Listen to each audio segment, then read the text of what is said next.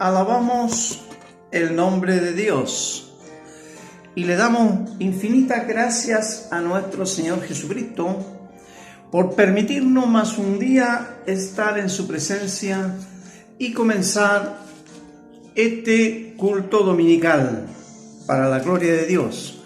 Y lo haremos leyendo el libro de Génesis, capítulo 12, verso 1 al 4. Dice así: Pero Jehová había dicho a Abraham: vete de tu tierra y de tu parentela y de la casa de tu padre a la tierra que te mostraré, y haré de ti una nación grande y te bendeciré, y engrandeceré tu nombre y serás bendición. Bendeciré a los que te bendijeren, y a los que te maldijeren maldeciré, y serán benditas en ti todas las familias de la tierra. Y se fue Abraham como Jehová le dijo, y Lot fue con él, y era Abraham de edad de 75 años cuando salió de Harán. Amén. Oremos. Padre, en el nombre de Jesús, venimos a ti a pedirte que bendigas esta palabra y que esta palabra pueda quedar grabada en nuestros corazones, Señor, y que también corra como ríos de agua viva, Señor, y pueda llegar a muchas personas. Te lo rogamos y te lo imploramos en el nombre de Cristo nuestro Señor y Salvador. Amén. Que Dios les bendiga.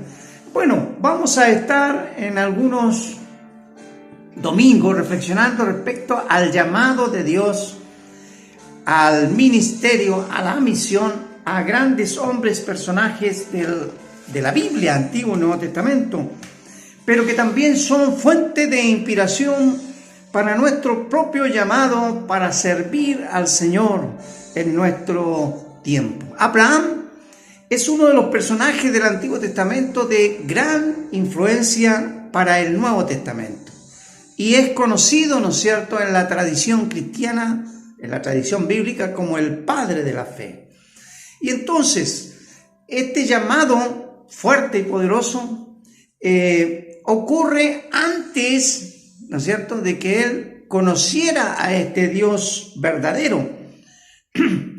Ni siquiera podemos decir era parte de un pueblo llamado así, el pueblo de Dios, porque entendemos que justamente esta noción de pueblo de los patriarcas parte justamente con este hombre llamado Abraham. Por lo tanto, él está en una situación en la cual es fuera, ¿cierto?, muy fuera de lo que es este Dios verdadero. Diríamos que está en la condición de lo cual nosotros llamamos pagano. Era pagano y efectivamente desde el punto de vista nuestro, en el concepto nuestro, era pagano porque era un hombre que idólatra, que fabricaba ídolos y justamente se ganaba la vida a través de este oficio. Por lo tanto, en la condición, de alguna manera nos retrata a cada uno de nosotros. ¿En qué condición Dios nos llamó? Nos llamó Dios cuando no conocíamos nada, no éramos parte de un pueblo, no éramos parte de una tradición, sino que estábamos fuera. En otro tiempo no éramos, como dice el apóstol Pablo, en otro tiempo no éramos pueblo, mas ahora sí somos pueblo. Así fue como fue llamado Abraham. Y ahora el hecho mismo, ¿cómo fue que ocurrió este llamado? ¿Acaso fue una voz que le llegó desde el cielo, un resplandor, un destello? No sabemos. No está claro en el texto. O una voz interior. Pero sí sabemos que ocurrió un hecho formidable, fundamental, grande. No lo podemos describir en qué manera fue ese llamado. Pero sí ese llamado ocurrió y tuvo efectos positivos y propositivos en la persona llamada Abraham.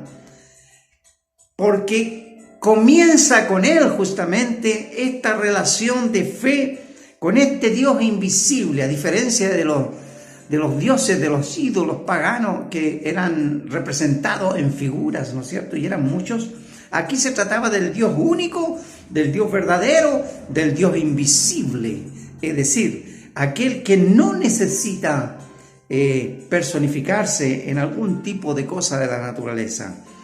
Una nueva fe comienza a surgir, una nueva forma de creer y de confiar en Dios. Es una fe contraria a lo que es, ¿no es cierto?, lo común de la idolatría de aquel tiempo. Entonces aquí podríamos decir que comienza la pugna o la lucha del Dios verdadero contra los dioses. La lucha entre los dioses y el Dios verdadero se da dentro de un hombre llamado Abraham.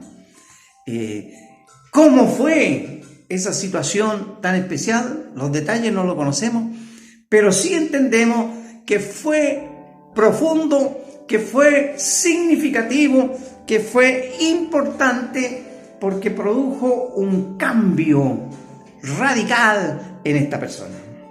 ¿Y qué implicó esto? ¿Qué implicancias tuvo para la vida de Abraham y en general para todo su entorno? La primera implicancia importante o consecuencia es una negación a sí mismo, y esto nos recuerda que es el principio de toda conversión y de todo inicio de camino de fe. Si no hay una negación de sí mismo, entonces no hay una verdadera conversión. Primera cosa, el llamado: vete de tu parentela, sale de esa tierra, anda. Es decir, negarse a todo lo que en ese momento Abraham era su identidad cultural, familiar, etcétera, religiosa, y comenzar a adquirir una nueva identidad, negación de sí mismo, negación, ¿no es cierto?, de su propia cultura. Y entonces esto es un principio elemental de toda conversión, es un principio que nos va a estar guiando a cada uno de nosotros como un sentido, ¿no es cierto?, pedagógico en cuanto a qué es una verdadera conversión, un cambio de vida, en donde parten con una negación de sí mismo. En segundo lugar, una separación de viejos vínculos. Y esto es lo que cuesta. Muchas veces vemos en la iglesia personas que se han convertido, personas que se han añadido, que se han discipulado y entran a la iglesia, pero no rompen viejos vínculos. Siguen teniendo, ¿no es cierto?, las remembranzas, las rememoranzas, los recuerdos y las cosas pasadas siguen estando presentes.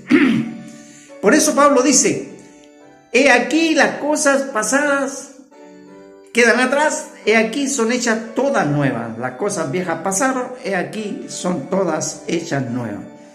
El romper con los vínculos quizás es uno de los temas más significativos, más sobresalientes. Es una de las cosas que más cuesta al ser humano.